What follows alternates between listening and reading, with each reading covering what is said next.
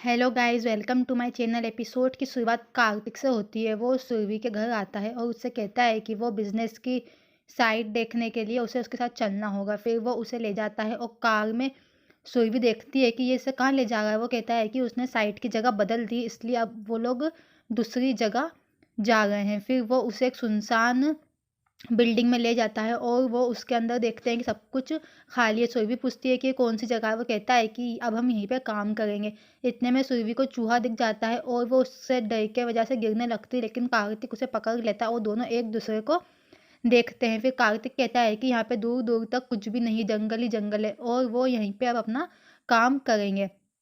फिर वह सुरभि से कहता है कि उसने उसे धोखा दिया है, उसने उस किडनैपर को उसके घर में छुपा के रखा। सुरभि कहती है कि उसने ऐसा कुछ नहीं किया है, वो उसके बेटी के कातिल को वहाँ पे क्यों छुपा के रखेगी।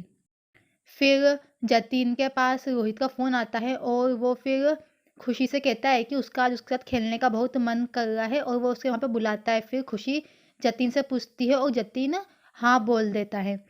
फिर कार्तिक सुरभि को नीचे करता और पूछता है कि इसका मतलब है कि उसने अपनी गलती का एहसास करा है। वो उसे दूर करती और पूछती है कि क्या वो सच में सोचता है कि जिस व्यक्ति ने उसकी बेटी को मार डाला वो उसके घर में उसे रखेगी। किडनैपर ने जो कहा उससे अब भी वो फिर सोचता है। वो कहती है कि उसने अपने बच्चे को कभी देखा भी नहीं और केवल उसे अपने खून के कपड़े को ही देखा। वो सोचता है वो इतनी नीचे कैसे गिर सकती है। वो अपना बदला लेने के लिए झूठ बोल रही जानबूझकर और वो अपनी जिंदा बेटी को मरी हुई बता रही है। और पूछती है कि कैसी सोच है तुम्हारी कि तुम उसके बारे में ऐसा सोचते हो। कार्तिक के घर के बाहर जतिन खुशी के साथ कार में आता है। जतिन गेट खोलता है और फिर वापस जब कार में जाता है तो खुशी उसे नहीं दिखती। वो चिल्लाता है और दौड़ने लगता है। फिर चारों ओर वो उसे ढूंढता है। फिर वो घर की ओर मुड़ता है, तभी फिर वो सुरभि को फ़ोन करता है और कहता है कि खुशी कहीं नहीं है और उसका किडनैप कर लिया है। ये सुनकर वो सहम जाती है और जैसे ही वो घूमती कार्तिक वहाँ से चला जाता है और वो आश्चर्य करती है कि वो कहाँ गया, क्योंकि वो उसके लिए फिर आवाज़ देती है। वो बंद दरवाजे की ओर दौड़ती है और दरवाज़ा खोलने के लिए चिल्लाती है, जबकि वो शांति से दरवाजे के पास खड़ा होता है, क्योंकि वो चिल्लाती है कि खुशी का किडनैप कर लिया है। वो उसे उस दर्द का अनुभव करने के लिए कहता है जो वो 7 सालों से कर रहा है, और ये कि अब वो उसे प्रताड़ित करने का टाइम आ गया है, क्योंकि उसकी चीखें उसे शांत कर देगी, क्योंकि उसने उसके बच्चे की पहचान उसे छुपा कर रखी। वो दरवाजे पर पीटना जारी रखती है। वो सोचता है कि उसने 7 साल तक झेला है, वो कम से कम 7 घंटे तक झेल सकती है। वो कोई और रास्ता निकालने की कोशिश करती है, लेकिन सभी दरवाजे बंद दिखते हैं। इस बीच उसकी दुर्दशा का आनंद कार्तिक लेता है और उसे सब कुछ याद रहता है जो किडनैपर ने कहा था। वो उससे इतनी बड़ी सज़ा ना देने की भीख माँगती है और उसे अपनी बेटी की तलाश करने के लिए कहती है। वो फिर फर्श पर गिर जाती है, जबकि वो वहाँ से चला जाता है।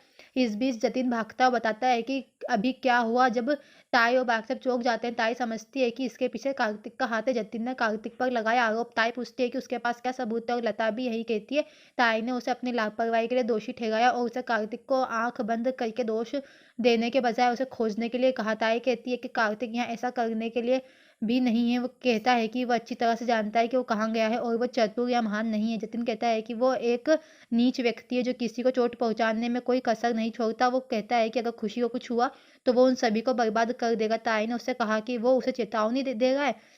बाद में जतिन इंस्पेक्टर को पकड़ के लाता है और कार्तिक को जिम्मेदार ठहराता है। लता कहती है कि कार्तिक ऐसा नहीं कर सकता। जतिन बताता है कि सुरभि के मुंबई आने के बाद वो क्या क्या कर रहा है। ताई ने उनसे निराधार आरोप नहीं लगाने को कहा। तभी जतिन को सुरभि का फोन आता है जो बताती है कि कार्तिक ने उसे कितनी बुरी तरह से बंद कर रखा है, जो वहाँ से चला गया है। फिर वो उसे जगह बताती है और उसे जल्द से जल्द उसे बचाने के लिए आने के लिए कहती है। वो जल्दी से वहाँ से चला जाता है। ताई मुस्कुराती जतिन सुनसान होटल में पहुँचता है और वहाँ उसका ध्यान खींचने के लिए चिल्लाने लगती है। वो फिर उसकी आवाज़ सुनकर उसकी तरफ जाता है और फिर दरवाज़ा बंद देखता है। फिर जिसके पीछे सुरभि बंद है वो ताला तोड़ता है, फिर दरवाज़ा खोलता है और वो उसे घायल देखता है और रुमाल लगाने की कोशिश करता है, लेकिन सुरभि उसे रोक देती है। वो खुशी के बारे में पूछती है, वो मना करता है और कहता है कि बहुत जल्द वो ढूंढ लेंगे। वो कहती है कि इसके पीछे कार्तिक का हाथ है। वो भी उसकी बात मानता है। वो कहती है कि उन्हें यह पता लगाना होगा कि कार्तिक ने सुरभि का किडनैप क्यों किया, या ये केवल बदला लेने के लिए है। वो खुशी के लिए चिंता करती है। वो कहती है कि सब ठीक है, क्योंकि खुशी अभी भी उसके साथ ही होगी।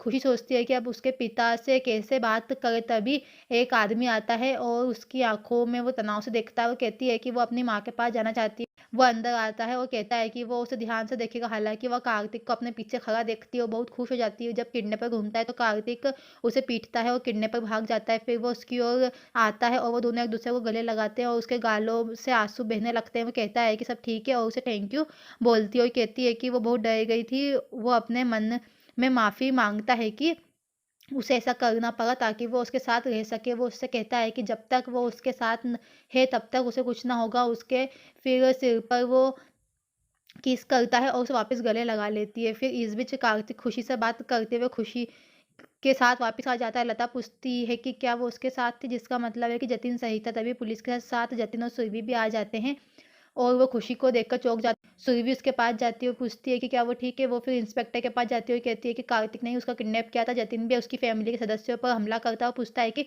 उन्हें और क्या सबूत चाहिए। जतिन बताता है कि इसके पीछे कार्तिक का हाथ है। कार्तिक इसे बकवास समझकर बकवास करता है जैसे ही उसने किडनैप किया था।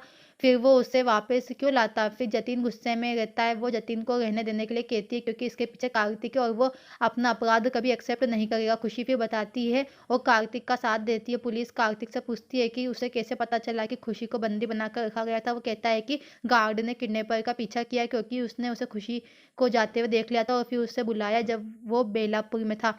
फिर उसने सुरभि को फ़ोन किया लेकिन वो एक साइट की तलाश में बिज़ी थी और इसलिए उसे कई बार फ़ोन नहीं उठाया। उसने उसे फ़ोन किया। वो कहता है कि वो टाइम बर्बाद नहीं कर सकता था। ताई कार्तिक की सही प्लानिंग से हैरान रह जाती है। जतिन कहता है कि ये उसकी सारी प्लानिंग है और पुलिस से उसे गिरफ्तार करने के लिए कहता है लेकिन खुशी उसके बचाव में आ जाती है, उसके सामने खड़ी हो जाती है। खुशी पूछती है कि वो ऐसा क्यों कर रहे हैं क्योंकि कार्तिक ने कुछ नहीं किया।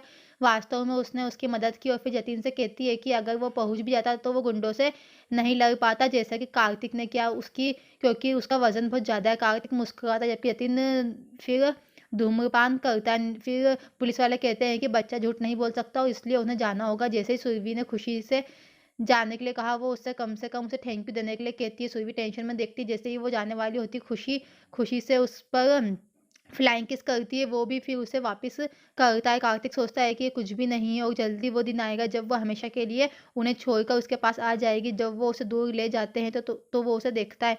फिर सुरभि ने खुशी को सुला दिया, वो फिर जतिन का सामना करती हुई कहती है कि ये काफ़ी है क्योंकि बड़ा अपराधी वो है जो अपराध सहन करता है और वो कहती है कि वो अब चुपचाप कुछ नहीं सहेगी और कार्तिक को अपने पापों के लिए भुगतान करना होगा और उन्हें ये भी पता लगाना होगा कि उसके दिमाग में क्या चल रहा है और वो जो कर रहा है वो क्यों कर रहा है ताकि उसे पता चले कि वो उसके साथ ऐसा क्यों कर रहा है।